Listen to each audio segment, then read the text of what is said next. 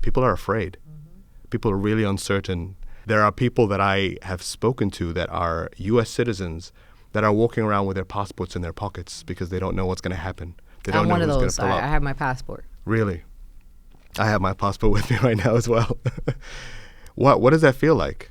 You know, Mohammed, people are rightfully afraid right now. We're watching the crackdown of this administration on, protesters and those who are anti-genocide, pro-Palestinians in this country. They are, as you know, revoking visas. They are abducting, international students. Some of them also happen to be legal permanent residents of the United States. And these things are happening, of course, and are viral on the internet. We're watching these abductions on video.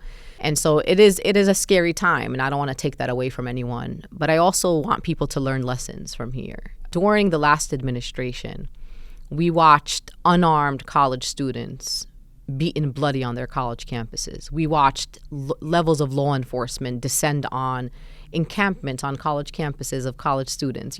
What does a college student have? A book, a laptop?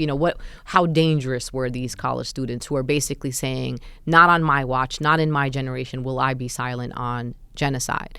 These are students who are carrying on a legacy that has been long-standing in this country, whether it was students against South African apartheid, students against the war in Vietnam, and there are many, many other moments where students rose up on college campuses. This is where movements happen.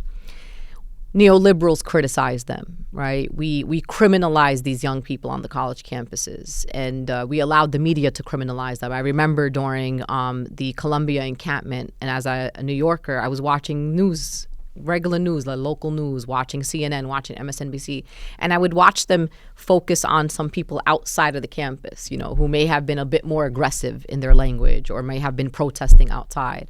And then one day I got up from my house in New York and I said, I'm going to go bear witness with my own eyes. I don't want to know what the media has to say. I want to go for myself. And I go, Mohammed, to Columbia University encampment. Was the most incredible things I've ever seen. It's the world that I wanted to live in. Jewish students, Muslim students, black students, marginalized students, white students. They were even separating the food by nut allergies, worrying about someone might eat something that might harm them.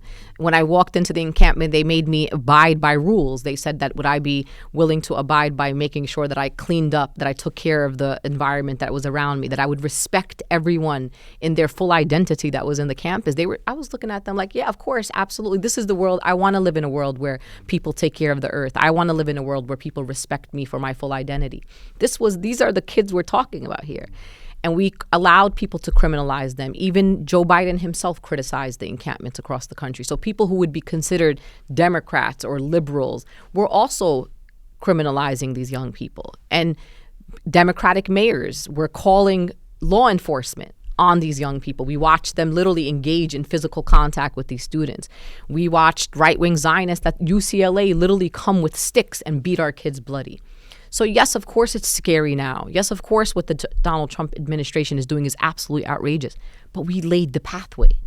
We allowed for the criminalization of these students for us to get to this point. So much of what Donald Trump is using are resources that were already available to him, a narrative that was already present before Donald Trump ever got here.